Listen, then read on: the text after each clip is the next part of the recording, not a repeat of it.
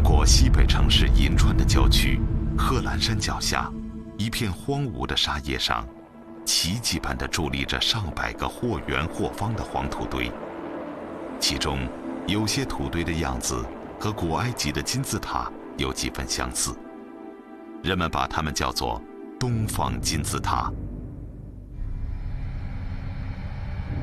它们是坟茔，还是向上苍祈祷的神祇，或者是掩埋宝藏的古城堡？是什么人修建了它们？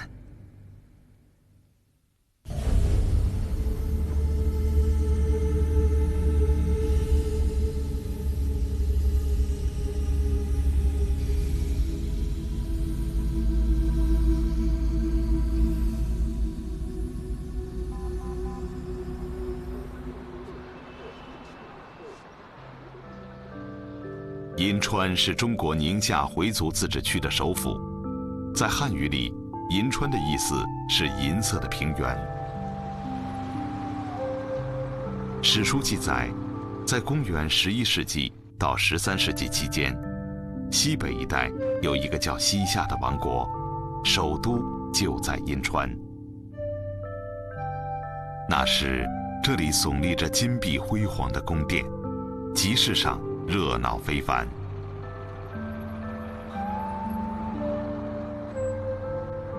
在今天银川市最繁华的街道上，矗立着一座古色古香的门楼，当地人叫它南门楼。门楼前的广场是市民举行庆典集会的场所。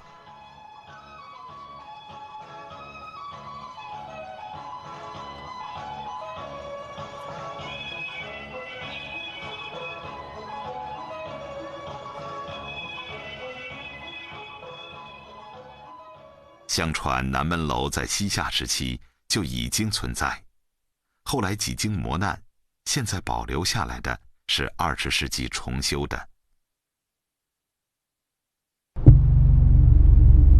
1000多年前，这里也许就是西夏国都城的中心地带。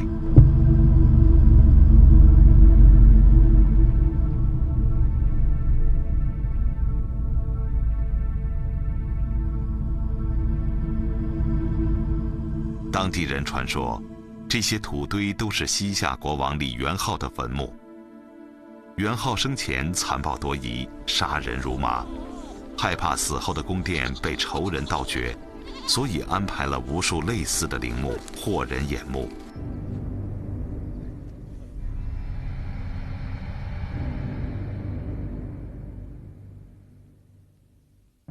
不管传说是否真实，神秘的土堆在很长时间里被外界遗忘，就这样袒露在大地上。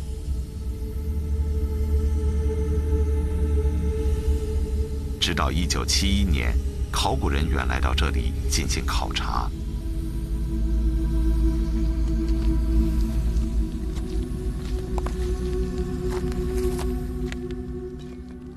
71年当时啊，除了偶然有这个放羊的羊群以外，应该讲是没有任何生命的地方，非常放养这个地方。说店呐、什么像现在几乎见不到现代的任何痕迹，啊，就是戈壁，一片戈壁。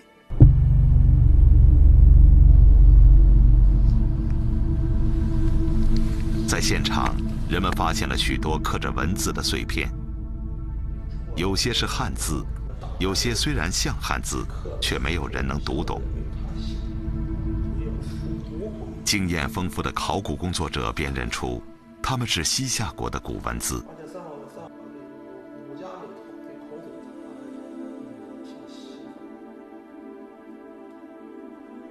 仅仅凭着残存的文字，就可以肯定，这里确实是西夏国的遗址。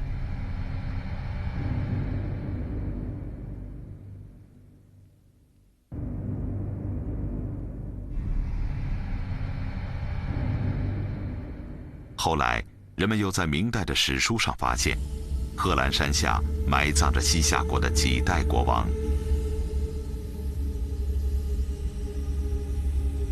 由此，考古学家初步断定，这里分布着的遗址就是西夏王陵。但是，关于西夏国的历史，古代的史书只有零星的资料，没有特别确切和详细的记录。那么，这个名叫西夏的古国究竟有着什么样的过去和传奇呢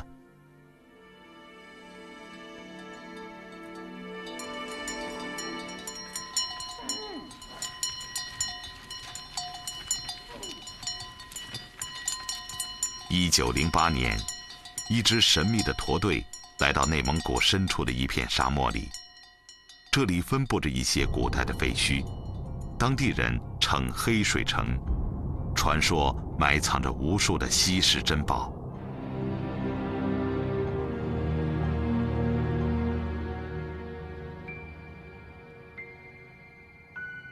驼队的领队是一名叫科兹洛夫的俄国退役军官，他挖到了10多箱古代文物，全部运往俄罗斯。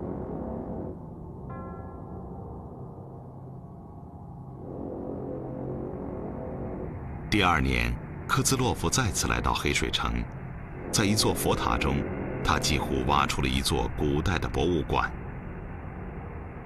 包括无数的佛像、佛经和美丽的唐卡。然而，近乎抢掠式的挖掘是考古学的重大损失，它让我们失去了许多揭开秘密的机会。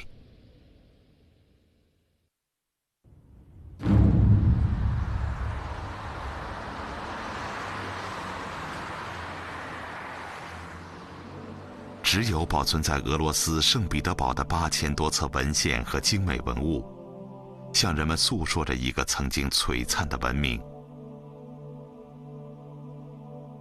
但是当时没有人知道那些东西曾经属于谁。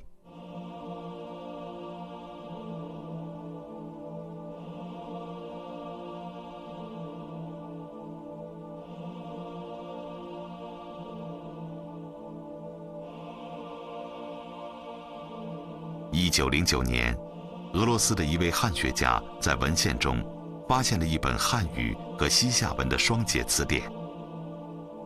黑水城的谜解开了，它原来是西夏国在鼎盛时期的一座城市，后来毁于战火和地震。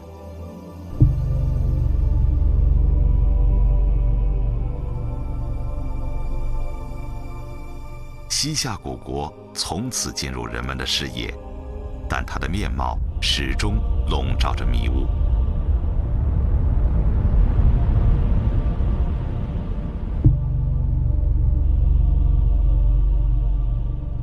当西夏王陵被发现，人们充满希望，也许王陵能告诉我们许多关于这个王国的往事。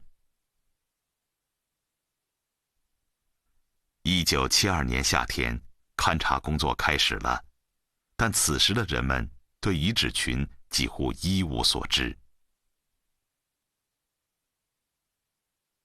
那去的时候，那感觉它非常大，非常大，荒凉、神秘，反正说不出来，不知道它里边包含的有多少东西，你一眼看不到头啊。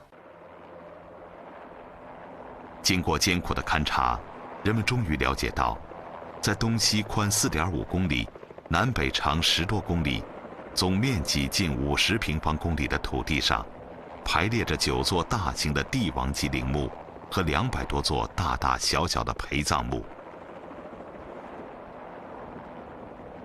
根据史料记载，西夏国一共有10位君主，末代国王被敌人所杀，应该不会有陵墓。人们据此猜测，9座陵墓安葬着9位国王，但他们分别埋在哪里呢？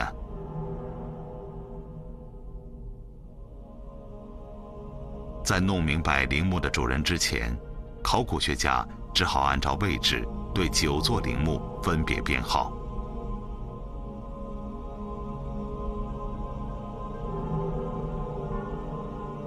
勘察结果表明，每座陵墓的形制大同小异，四周都筑有夯土城墙。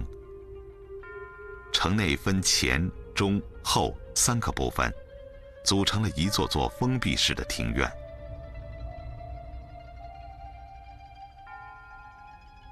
但是，这些夯土堆究竟有什么用处呢？如果当年它们并不像现在这样，那么又会是什么形象呢？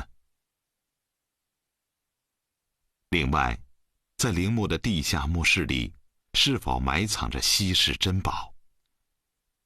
人们考虑再三，决定视觉地表没有明显盗洞的编号为6号的陵墓。从1972年开始，挖掘工作持续了3年时间。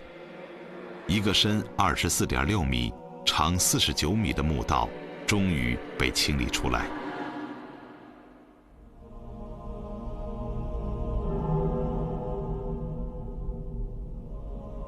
通向地下宫殿的道路越来越近，人们的心情开始激动了。西夏的国王会给我们留下什么样的遗产呢？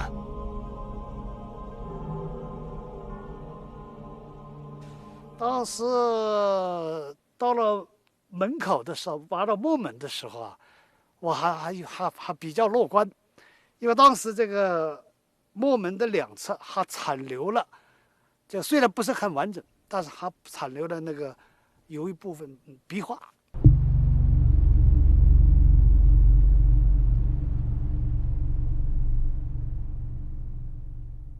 这个画的西夏的一个武士啊，这个抱着刀守在那个地方，在当时也觉得好像可能怕这个末世啊，可能怕还有点希望。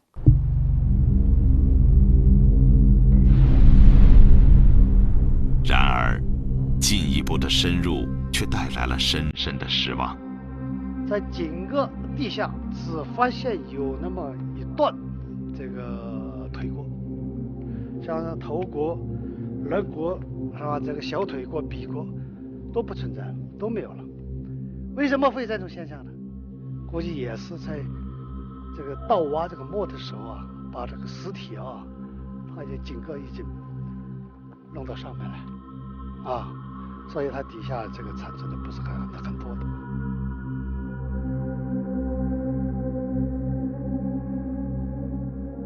一座豪华的地下宫殿，竟然只留下为数不多的物品，它们都被埋在淤土或堆土中，大概是盗墓贼不小心遗落的。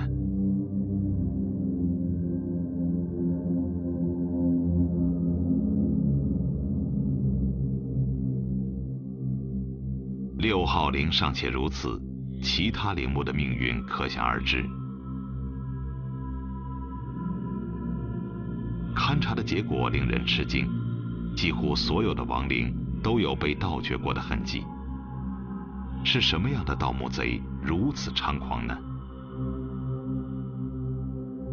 这个气势恢宏的陵区，难道只为我们留下了无数的遗憾吗？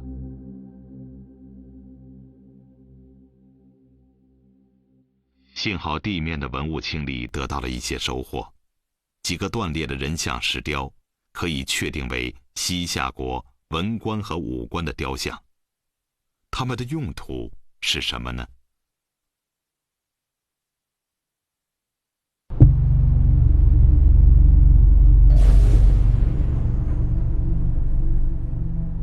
在中国古代的墓葬制度中，皇帝的墓前一般有长长的神道，神道两旁竖立着模拟朝廷秩序的官员雕像，以及一些动物的雕像。他们被称为石像生，守护着死去皇帝的权威。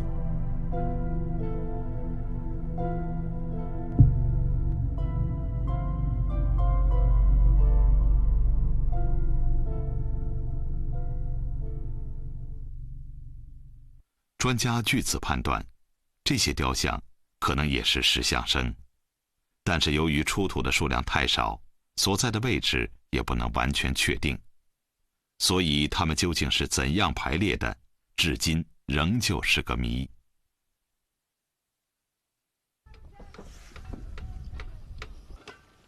在地面出土的大型文物中，最引人注目的是几尊形状特异的石刻雕塑。它们既像人，又像兽，面目狰狞。它们又是做什么用的呢？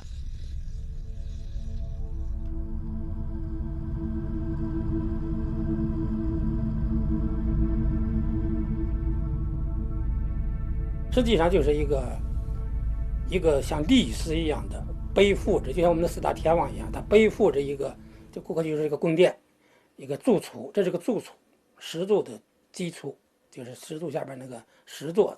指导的过来，哎，对，他当老师指导，你当老师。关于石座的用途仍然存在争论。有人认为它们是用来驮石碑的。石碑上记载着国王的一生事迹，也许还有功过的评价。但是，所有的墓碑都已不知去向，只有大量的残片散落在墓地里。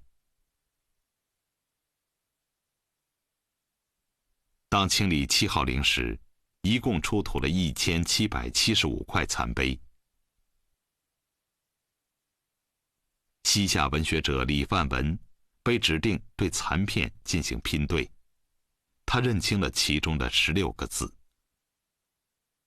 16个字，它一共是4项，第一项就是大悲告过，第二行是胡承生德，胡承是这个西夏人小的这个称号了，胡承生德，执一皇帝，首领之文，这个执一皇帝，这就是这个比人小了，首领，这是史书上记载他的分了这个首领了，所以这16个字翻译出来以后啊，就可以确定这个皇帝啊是西夏第5代皇帝李仁孝。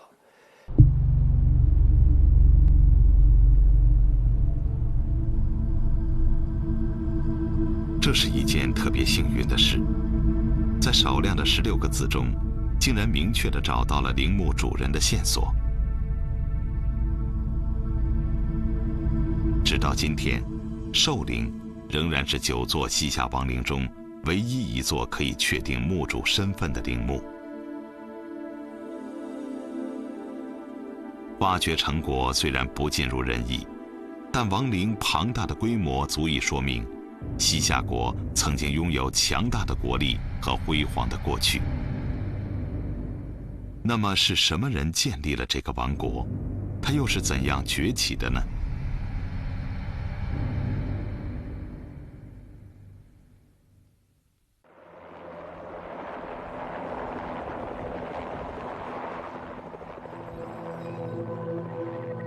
黄河历来被称为中华民族的母亲河，它和尼罗河、印度河、幼发拉底河、底格里斯河一样，孕育了人类最早的文明和智慧。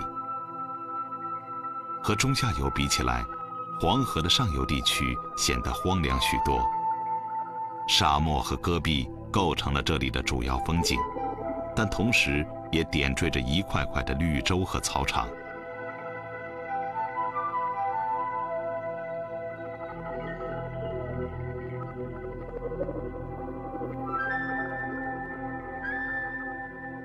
天然丰茂的草场自古就是游牧民族的天堂，在他们中，有一支古老的原始民族特别会牧羊，羊是他们的图腾，汉族人称他们为羌人。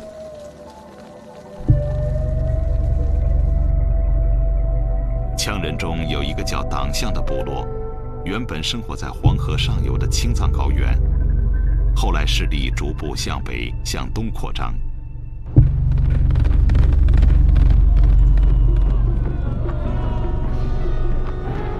公元7世纪，党项族归顺了唐王朝，一个姓拓跋的部族最为忠心，他们在几次危急关头为皇帝出生入死，皇帝因此给了拓跋部最高的荣誉，特许拓跋部的领袖使用唐王朝的礼姓，成为名义上的皇族。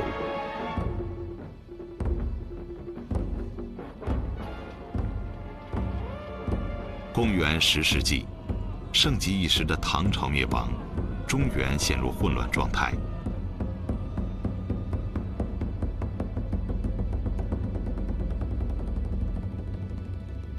50多年后，宋朝再度统一中国，但北方的各个少数民族乘机扩大自己的势力。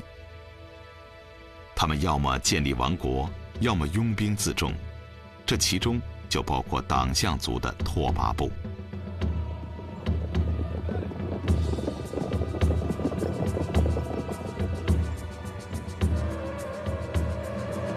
公元1038年，拓跋部的英雄和领袖李元昊登上国王宝座，国号夏，建都兴庆府，也就是今天的银川。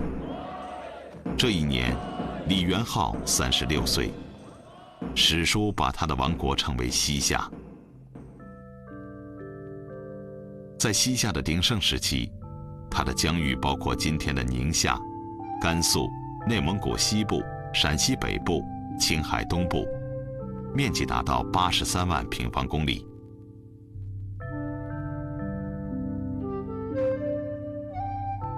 和汉族文化接触后，游牧的党项人学会了种植粮食、烧制瓷器，进入了农耕文明。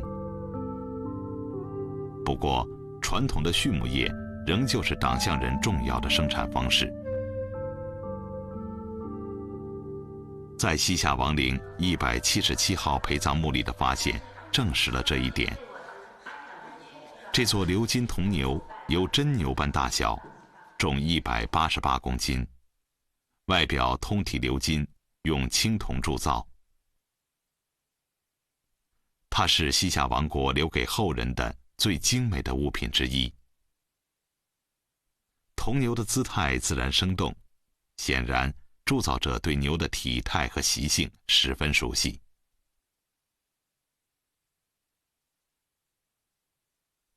在发现鎏金铜牛不远的地方，还发现了一件大石马。石马采用了写意简洁的圆雕手法，风格古朴而粗犷。它实际上是它生活场景的一种再现吧。有人说牛和马应该是这种少数民族，就是半农半耕的半农半牧的这种农业经济形式的一种体现。它那个正好是什么？牛呢头朝里，马呢头朝外，这样一里一外，一正一反这样放的。有就是说，出则游牧，入则农耕。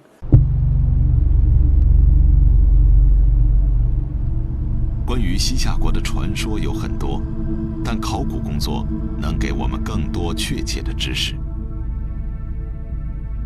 30年来，对西夏王陵的考古一直没有中断，而关于西夏国的谜团也一直没能彻底解开。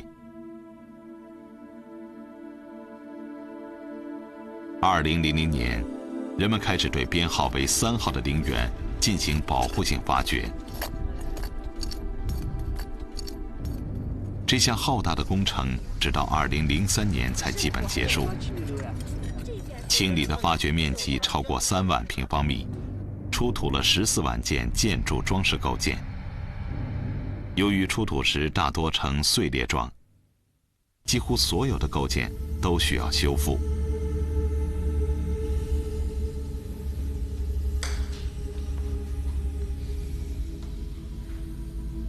经过清理、拼对、整形、填补等几道程序，人们得以看到几个世纪前党项人的作品。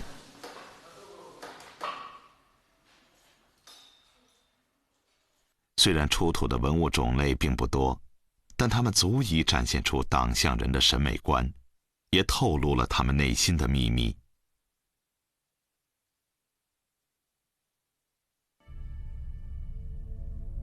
龙是华夏民族古老的图腾，后来也被周边的少数民族所喜爱。和中原的龙相比，党项族人的龙显得凶狠而彪悍，姿态张扬，毫无拘束，显示出这个民族独特的个性。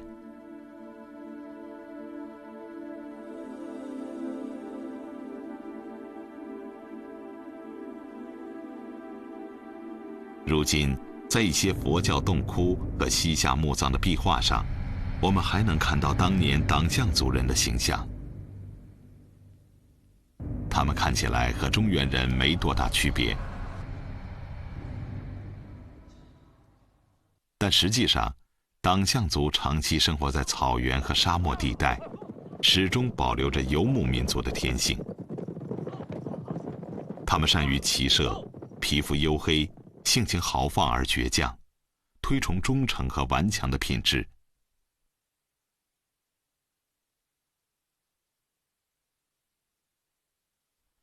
由于身处当年东西交通的连接处，古老的丝绸之路就从西夏国境内通过。党项族表现出了强烈的文化交流意识，和汉族、藏族等各个民族都有密切的来往。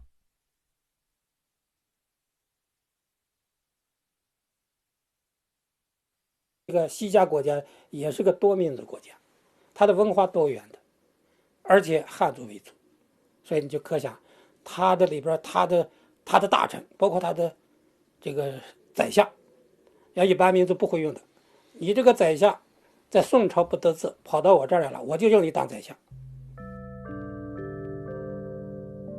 深厚丰富的中原文化成为西夏人最主要的精神资源。西夏人依照宋朝的样式，建立了一套以王权为中心的政治制度和法律制度，翻译了大量的汉语经典文献，并试图用儒家思想规范和统治王国。随着时间的推移，西夏人一步步向汉文化靠拢，最终融化在古老的中华文化中。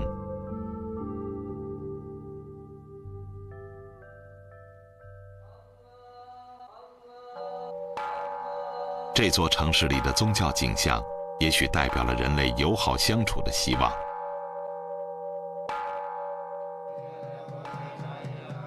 在今天的银川，天主教、伊斯兰教和佛教的教徒都可以找到自己的信仰寄托。三大宗教虽然产生于不同的国家、不同的时期，有着不同的观念和教义，但在这里，他们像邻居一样和平地生活在一起。在西夏国统治的时期，这里是佛教的世界，到处耸立着各式各样的佛塔。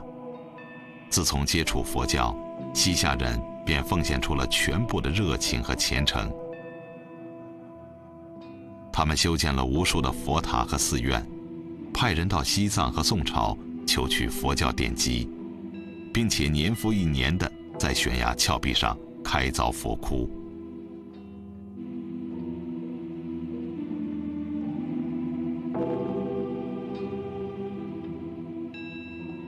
考古发现进一步证实了西夏人对佛教的尊崇。佛像是西夏艺术的象征。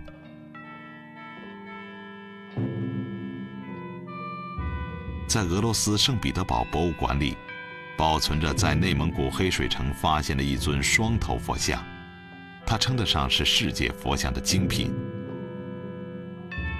虽然有2个头、4条手臂，但无论从哪个角度看，身体和双臂都形成一个完美的整体。佛教融进了西夏人生活的每个方面，在西夏王陵出土的许多建筑构件，实际上都跟佛教信仰有关。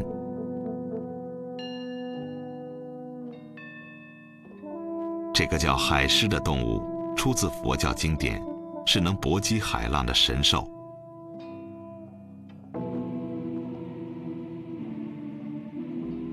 长着翅膀的鱼也是佛教的神兽，它被认为是水的精灵，生命的本源，也象征着大海的凶险和无常。而这类物品还是考古发掘中头一次遇到的，一共出土了100多件，分别用陶和绿琉璃做成。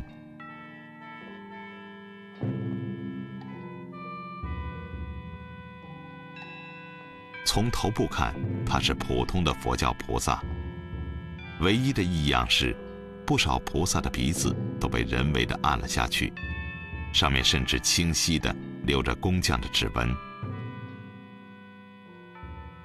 我觉得应该与当时这个工匠们的一种心理状态有关系。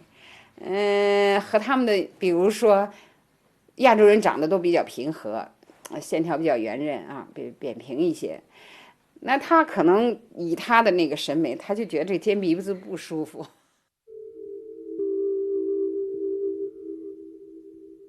这就是他们复原后的形象，长着菩萨神秘慈祥的面目，但是到了腹部就变成了动物的形状。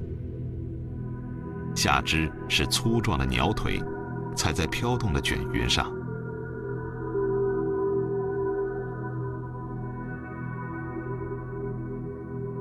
有人拿它和金字塔前神秘的狮身人面像相比。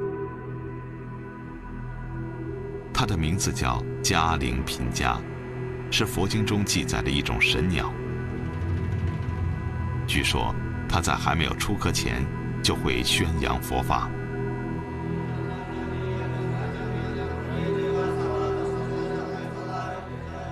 安详神秘的佛教抚慰了西夏人的心灵。几个世纪艰辛的迁徙、残酷的战争、疾病、死亡，在佛陀的笑容里，一切都变得可以忍受。希望就在无尽的苦难之中。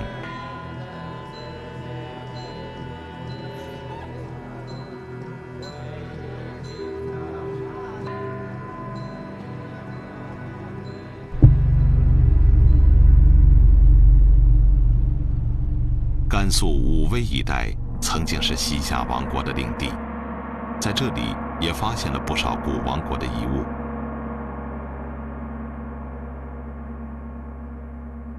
200年前，就在武威这座大云寺内，一位前来游历的学者发现，院子里有一座碑亭被砖块砌满。僧人告诉他，里面藏着一块不吉利的石碑。一旦出事，就会带来灾难。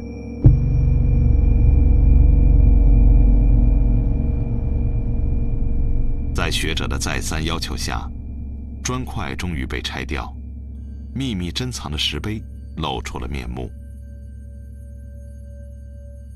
灾难并没有发生，石碑上只是刻着一些古怪的文字，看起来很像汉字，但博学的学者却一个字都不认识。绕到石碑的背后，看到了汉字。根据上面记载的年号，学者终于弄明白，原来石碑正面是失传已久的西夏国文字。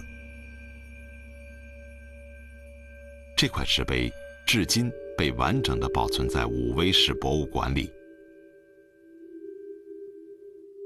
就在武威的西夏文石碑被发现后的1个世纪，俄罗斯的探险家科兹洛夫又在黑水城发现了大批西夏文典籍。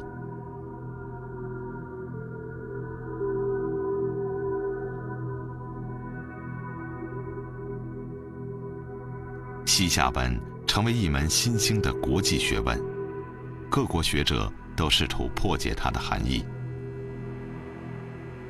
迄今为止，一共发现了6000多个西夏文单字。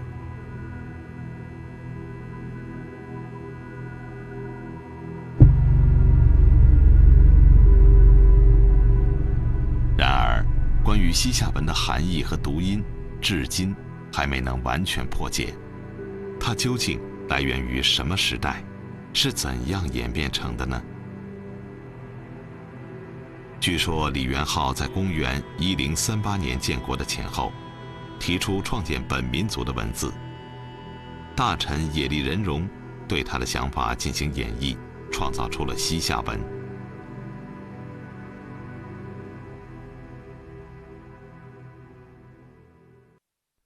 从外形上看，西夏文和公元前2世纪左右的汉字小篆很相似，无数的线条叠加在一起，写起来比小篆还麻烦。西夏人肯定没有想到，正是西夏文字的繁复特性，为日后的失传埋下了祸根。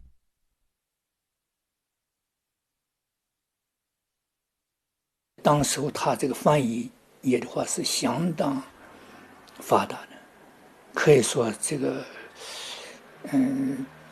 整个西夏地区的话，凡是这个寺院都有他的这个西夏文的这些经典这个流传，所以这个西夏文字发明以后，就创造西夏文字以后，对西夏这个文化，对它政治、经济、文化各方面起了很大的这个作用。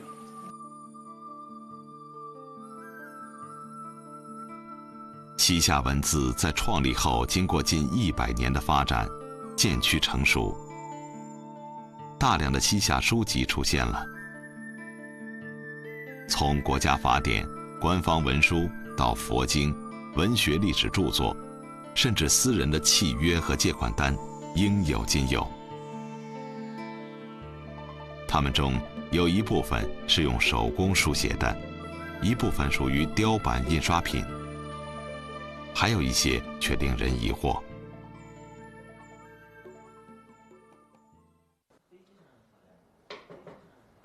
武威市博物馆的孙寿龄自幼喜爱刻章，对木头和泥的特性相当了解。当他第一眼看到西夏文的《维摩诘所说经》，经验和直觉告诉他，那是一本泥活字的印刷品。为了证明自己的观点，他花了3年时间，试验用泥活字刻印一本新的《维摩诘所说经》。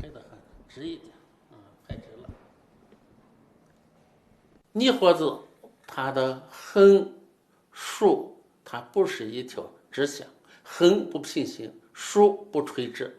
它因为刻的时候是一块一角挑刻的，所以刻出来以后呢，由于刀刃结账，它就偏左偏右偏上偏下，这是它最大的特点，就是交叉卷出也能看出来。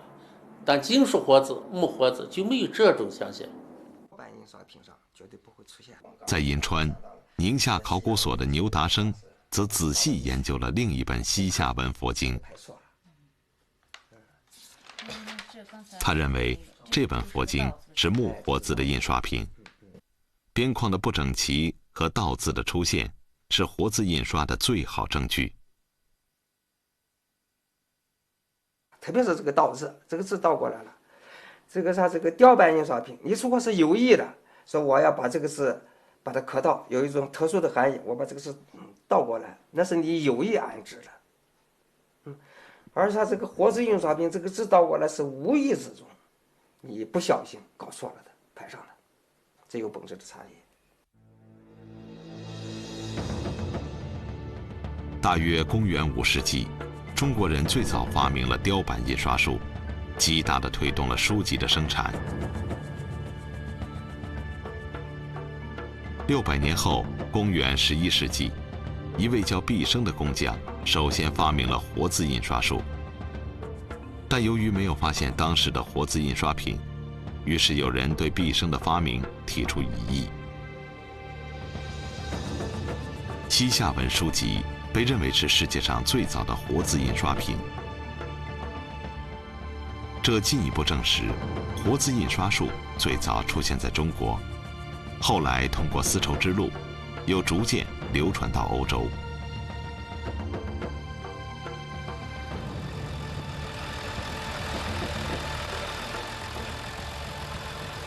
自从西夏王陵的3号陵被清理和修复，昔日荒凉的地方成为旅游的热点。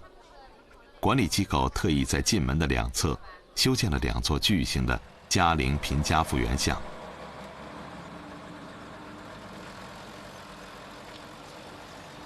如今，造型特异的嘉陵频伽似乎成了西夏王陵的某种象征。不过，对考古学家来说，3号陵的挖掘清理其实惊喜不多。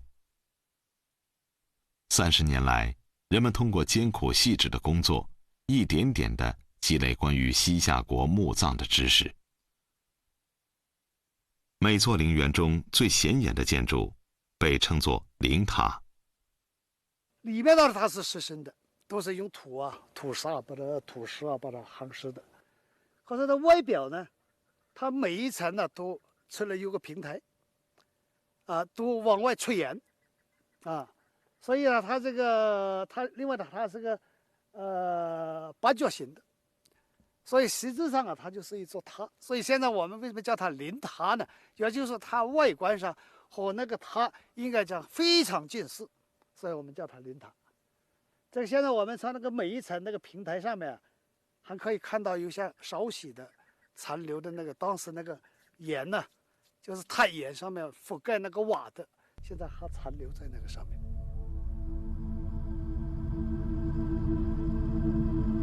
神秘的东方金字塔终于露出了当年的模样。原来它的外形像一座金碧辉煌的大佛塔。作为陵区中最高大的建筑，陵塔仿佛沉默的卫士，俯瞰着整座陵园。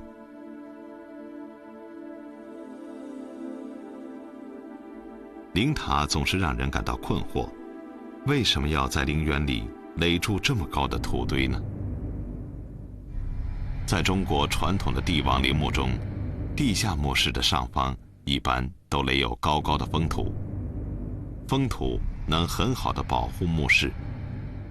西夏王陵的这些夯土堆，是不是也是保护墓室的封土呢？我们原来想的，它可能应该和那个，比如说宋陵的那个封土应该是一个概念的，但是现在不是。一个是墓室不在它的正下方，在它的前面；另外一个是这个建筑也不是那种就是纯粹的夯土的。通过对三号陵的研究，人们终于大致弄清了西夏国王的陵园结构。所有王陵的形制几乎完全一样。方形陵园的最外围是外城墙。进入陵区，首先是东西两个阙台，然后是碑亭。穿过碑亭，就来到三面建有围墙的月城。月城后面是陵城。陵城中，最前方是举行祭祀活动的献殿。献殿后面是隐藏在地下的斜坡状的墓道和国王的地下宫殿。地宫的后面便是高高伫立在地面上的陵塔。这种形式在古代中国的墓葬中是独特的。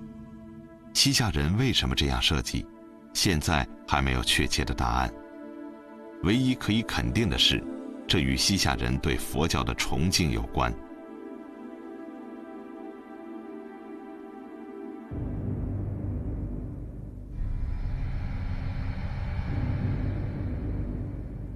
三号陵的墓主人是谁，也引起了人们的兴趣。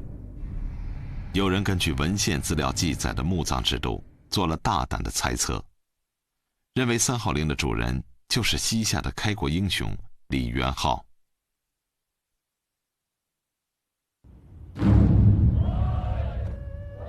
正是在李元昊的领导下，西夏国得以创建，并在西北地区站稳了脚跟。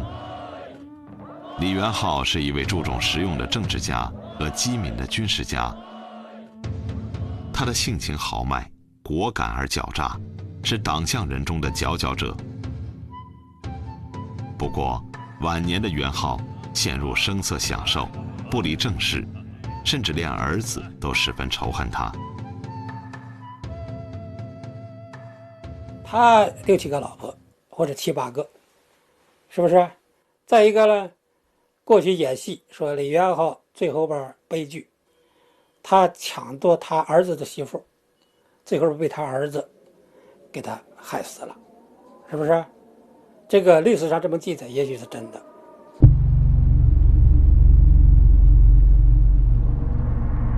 在这片土地上，究竟发生过什么惨烈的往事？是战争还是复仇？是外族入侵还是内部动乱？他们怎么能够忍心糟蹋如此瑰丽的财富？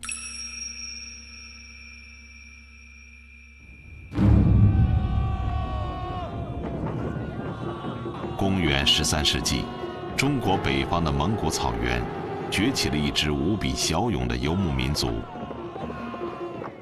他们的首领铁木真是世界历史上的传奇人物。在他的带领下，蒙古部落被整合在一起，组成了东亚内陆最强悍的军队。这支军队四处纵横，所向披靡，最远一直打到欧洲。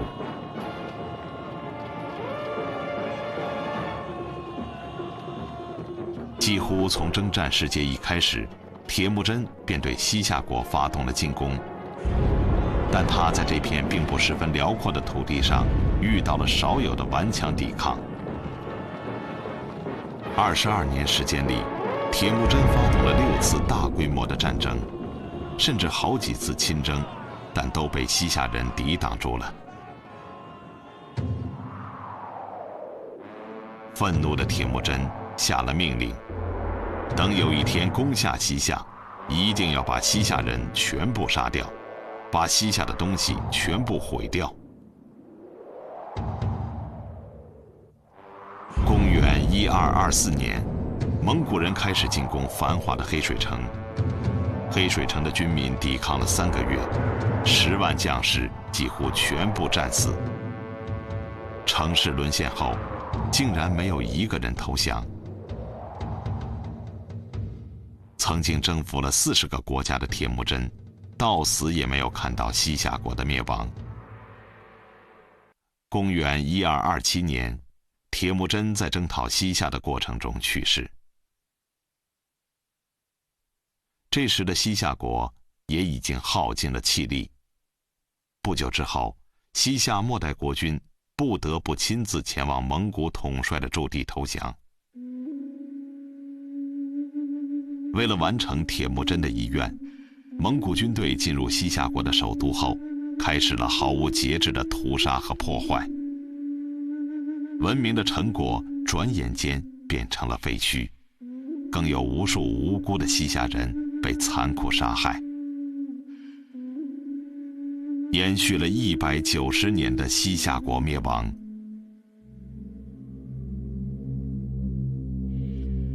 在之后的历史变迁中，西夏党项人渐渐失去了踪影，他们中的大多数成为汉族或者蒙古族。祖先的故事被淡忘，往事变成了传说。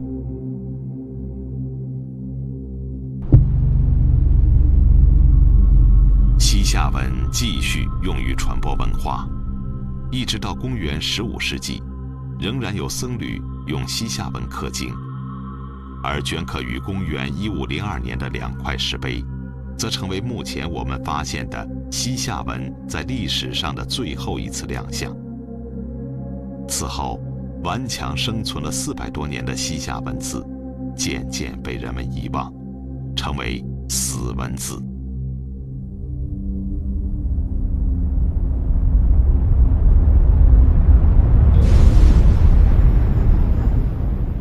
无论是死去的文字，还是变成废墟的陵墓，西夏古国对很多人有着特殊的吸引力。它悲壮的毁灭和曾有的辉煌一样，富有传奇的魅力。人们相信，这个消逝的王国一定还留下了许多的秘密，等待我们去探索，去寻找。